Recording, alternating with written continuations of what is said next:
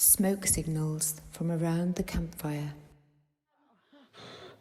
So, all my poems at the moment seem to be very full-on and emotional because it's a full-on and emotional time.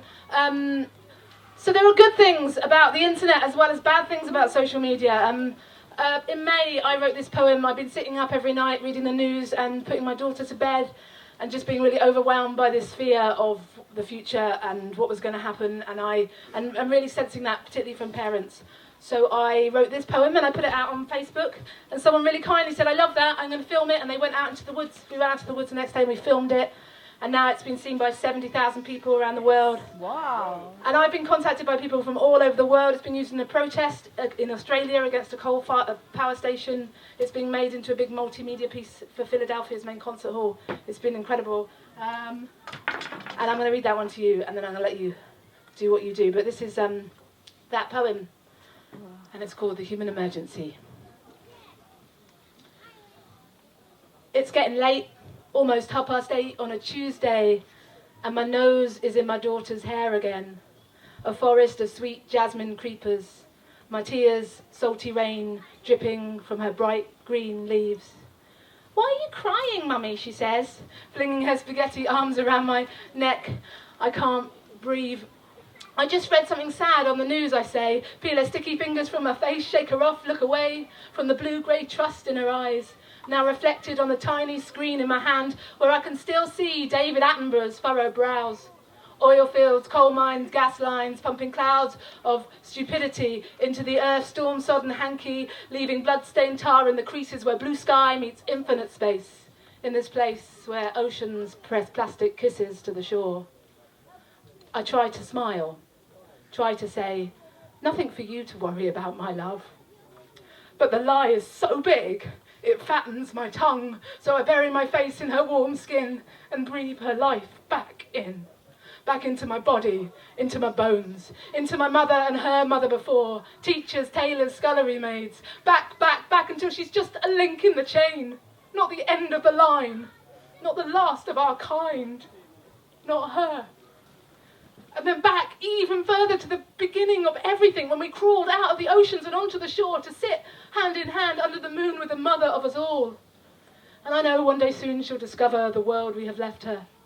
They'll teach her in school the slush puppy icebergs, pilloried oceans, species extinction, sun-boiling bats. She'll see that big graph and the prognosis, and that will be that. Run home through the May blossom sun on her face to ask me the truth about our flatlining race.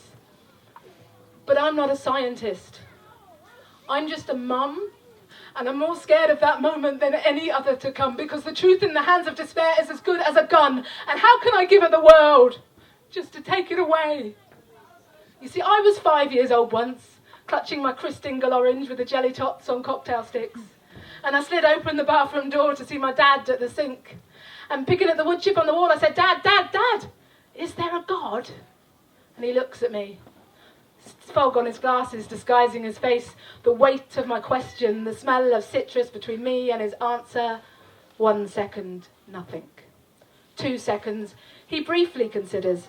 But he is a man of truth and of science. He rests his mug of tea on a brief history of time, and he watches Discovery until 9:30 every night, and he is always, always, always right. 3 seconds. He lifts his toothbrush to his lips, scratches his head. "No," he says gently. And with that tiny word, God is dead. I take my no into the hall, into my life. I carry it now to this day. It's with me right now. But it's never served me that well. Or him, for that matter. 30 years all alone in the house where we left and never came back to.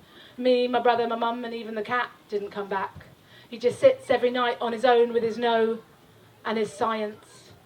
And I know if I were to call him right now and say, "Dad, Dad, is the human race over? Is there still any hope?"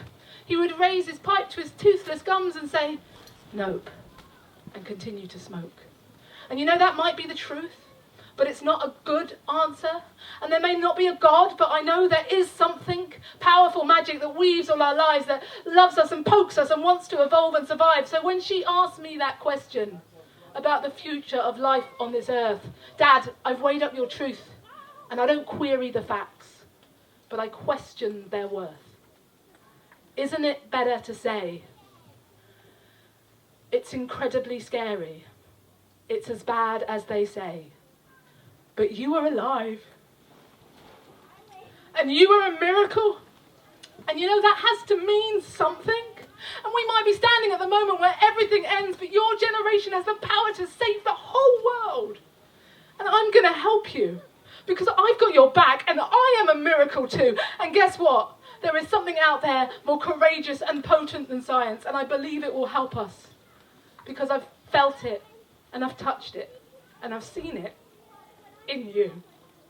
Thank you.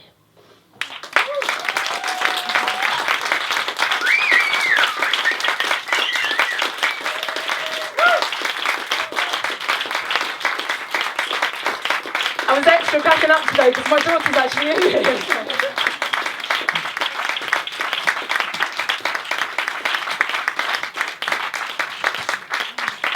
Thank you.